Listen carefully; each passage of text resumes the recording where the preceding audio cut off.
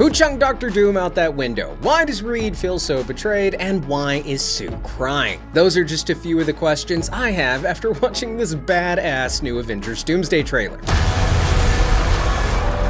For I am Doom. Hey everyone, Colton here, and at Marvel Studios' D23 panel, they played the same trailer that they shared with the Hall H crowd at Comic-Con just a few weeks back, only this time they dropped the trailer online as well. So, I want to share with you guys all the fun little things that I caught in this trailer, as well as my general thoughts on the trailer and overall how the movie is looking as we get closer and closer to its official release. And by the way, I know a lot of you have bought your Doomsday tickets, right? Well, if you want to go in style, be sure to check out our Dr. Doom Iron Man pointing meme shirt. We have it available right down in the link in the description below. So I really dug this trailer and I just want to kind of comb through it with you guys. So we open on Doom's throne room, and before him we see the floor covered in like green magic flames, as well as what looks like the same rune that we see on Doom's gauntlet later in the trailer when he's fighting Thor. Well, it's kind of hard to call it a fight. Let me rephrase. When he stops Stormbreaker with 2 fingers.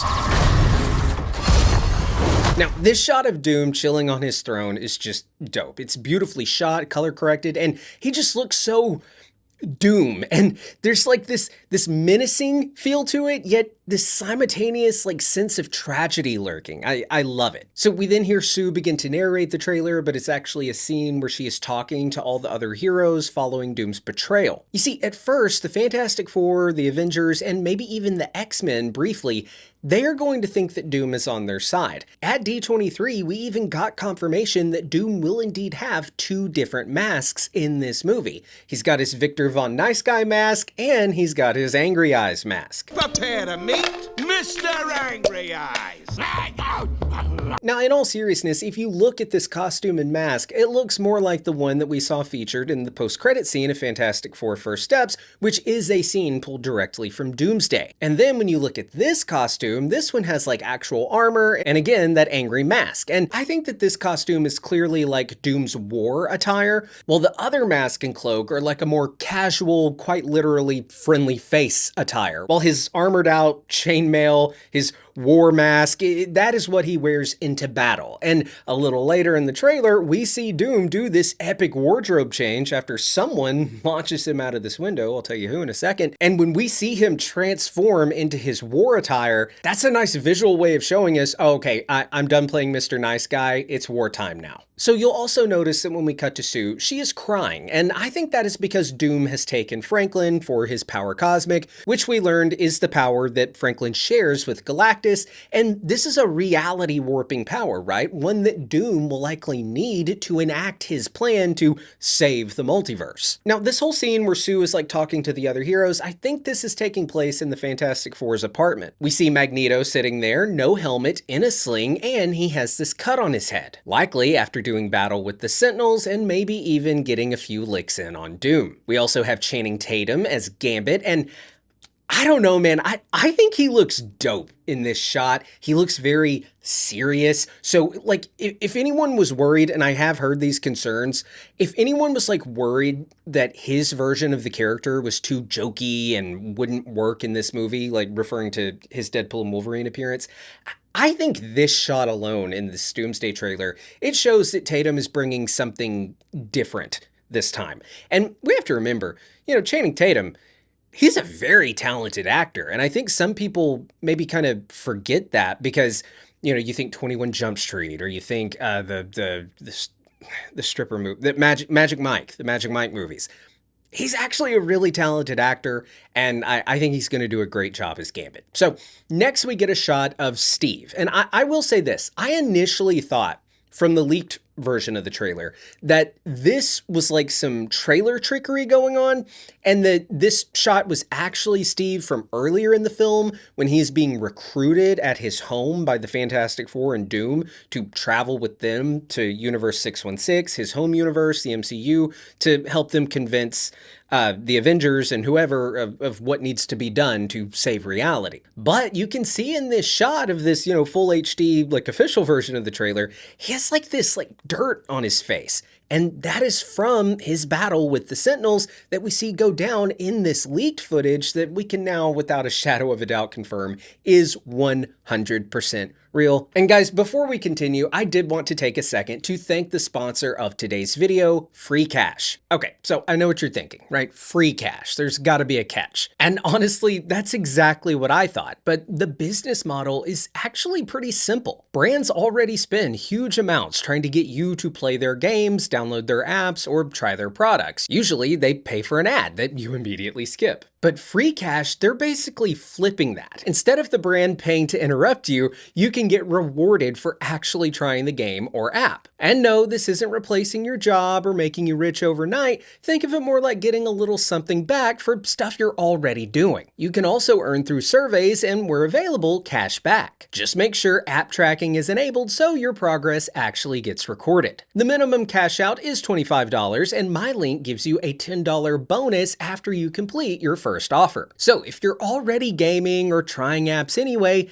you might as well see what's available. So be sure to check out Free Cash, the sponsor of this video, link in the description below. So back in Doom's castle, we see him touching this giant tapestry from the official poster that I have always felt looks like a prophecy. Now, it is still up for debate on whether this tapestry is featuring a young Doom and his mother, or if this is Doom's wife and son. We shall see. Now, you'll notice here that Doom is touching what looks like some kind of spherical object on the tapestry.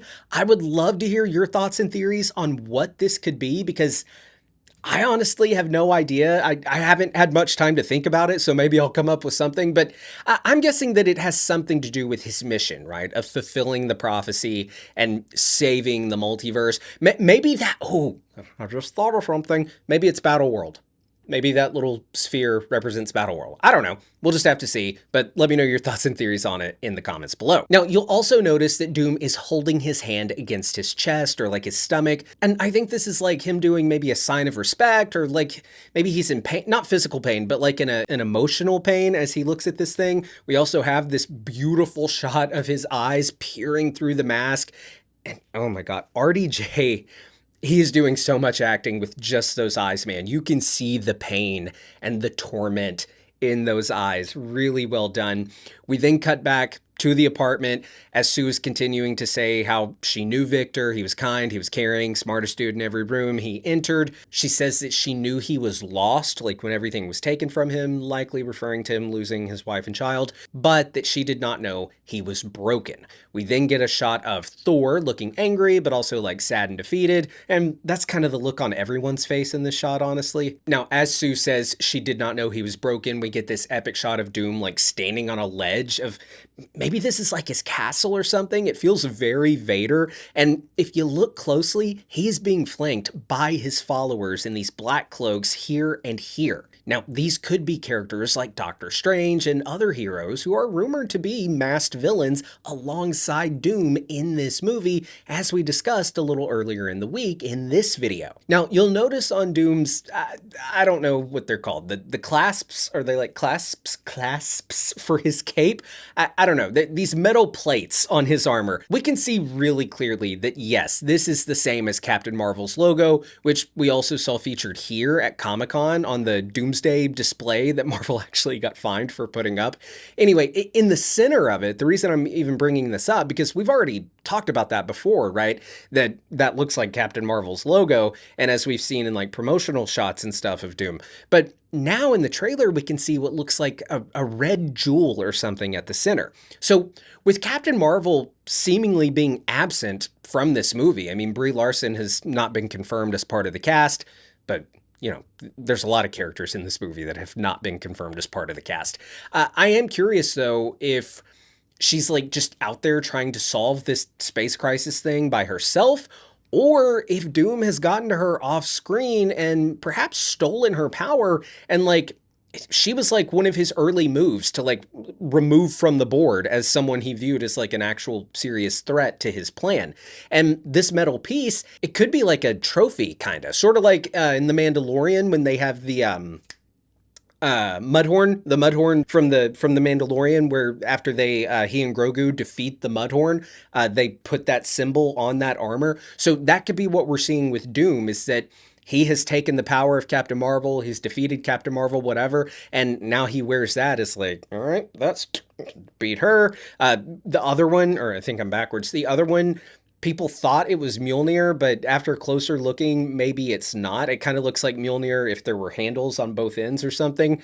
Maybe that represents like how Thor wields it and Steve wields it. I don't know. So then we hear Reed say, Victor, did you do this? And Reed looks like really betrayed and sad and surprised, leading me to believe that these two must have had like a decent friendship, or at least like a mutual respect and trust of each other.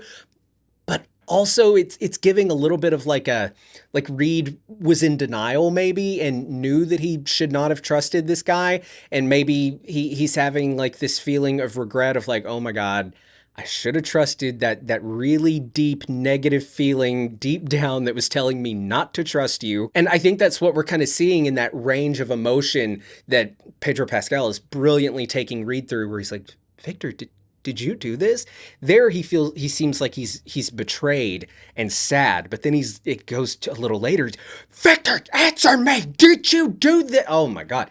That is him realizing, yes, he did do it. Like by the time he starts yelling, he fully knows Victor did it. Now he's pissed. So great range of emotion there. We then get some shots of like Ant-Man and his daughter Cassie, who I think is totally going to escape into the quantum realm with the other young Avengers at the end of Doomsday, just before the multiverse collapses, but that's a discussion for another day. We also have a shot of Johnny and Franklin that we've seen a version of before from like a different angle, but now we can actually see little Franklin and he's wearing jammies and this big blast is happening behind them.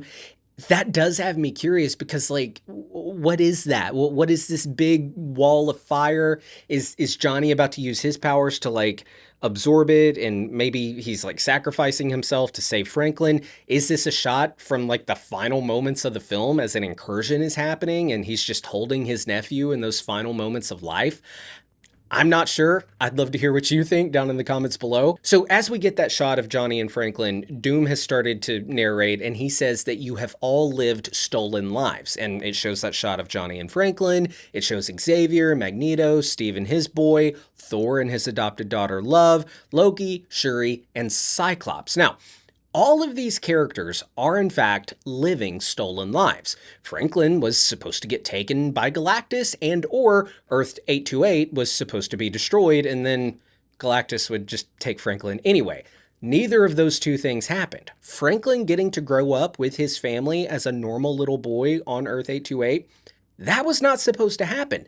The Fantastic Four, they broke the canon, if you want to borrow a phrase from the Spider-Verse movies. They caused an incursion by disrupting an absolute point in time. But that was only able to happen, only allowed to happen, because now Loki is sitting on the throne of the multiverse, and he is allowing for things that originally, like weren't supposed to happen. We've also got Xavier, who has died, Christ, I don't know how many times now, and yet here he is, alive, because the X-Men have messed with time so much. Magneto, same thing. He was supposed to die in Days of Future Past, but the X-Men, they traveled back in time, they rewrote the past, they changed it, and the same is true for Cyclops, going back to Days of Future Past. He's supposed to be dead from what happened in X-Men The Last Stand, but because of the events of Days of Future Past and the new future we see Logan wake up in, Cyclops is alive. Then we have Steve Rogers with a son that should not exist, getting to live that life that Tony told him to go get, but a life nonetheless that Steve was never supposed to have. We've got Love and Thor.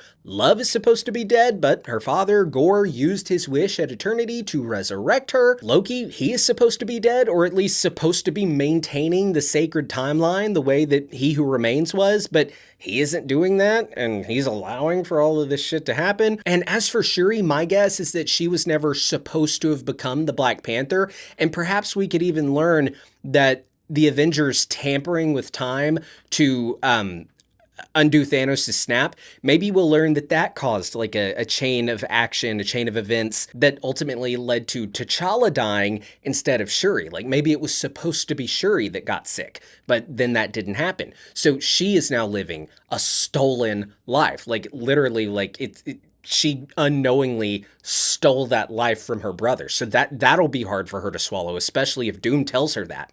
So These are the stolen lives that Doom is referring to, right? And they're all happening because of Loki's allowance of free will.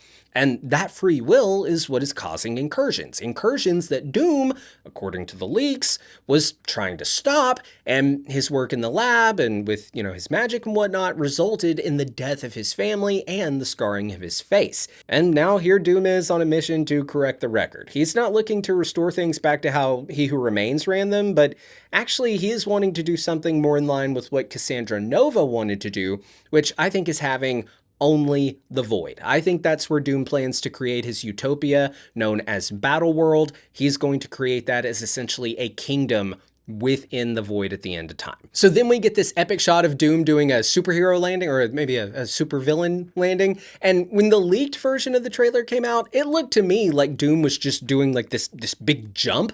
But now we know that Doom is not jumping. He is actually having been thrown out of this window. You can see when he exits the window, his back is facing the camera. And if you compare this window to this leaked image from a few months back, or maybe even like a year or more back now, it's the same window. And who is there in this shot? Ebon Moss-Backrack, the Thing. So I think the Thing is the one that discovers perhaps his old friend, or maybe he never really even liked Doom, right? He's the one that discovers first that Doom betrayed them, and he yeets Doom out this window. And that is when and where I think we have Reed and Doom's conflict, and then Thor, of course, comes in. But as Doom is midair, right, we see him do this cool, like, Death Eater, if you know Harry Potter, like black smoke looking thing midair where he does a wardrobe change into his armor and his angry eyes. And this black smoke can actually be seen a little later in the trailer when Doom is using his green magic to blast Thor after knocking Stormbreaker out of his hand. And then he uses that same magic to resurrect these Sentinels as if they're zombies. And he does this all while saying, "Hell answers to me," implying that he is using some type of necromancy magic here as he touches the ground. And necromancy dark magic is also depicted as like this black smoke here in Multiverse of Madness. So take that for what you will. So I thought the trailer was great. Looks fucking awesome. I cannot wait for this movie, man. I have a lot more to say, but I'm already late getting this video up. I apologize. I had a meeting with Ryan and the Screen Crush crew yesterday in New York. As you know, I live in Texas, but Thursday, I took the wife and my son, my baby son, up to meet Ryan and everybody, and we had a work meeting, and I just got back in town. Today's Saturday when I'm recording this. I just got back like 2 hours ago. So, I've been on an airplane and I've been driving and just, I got here to do it as quick as I could, okay? But don't worry, we will talk more about it soon, both here and of course over on Screen Crush. And we've got a great breakdown, like in-depth Easter egg breakdown of the trailer up on Screen Crush as well. So be sure to check that out. All right. If you're new here, be sure to subscribe, hit the bell so you get notified every time I upload a new video. I've been Colton Ogburn, and I will see you soon. Bye!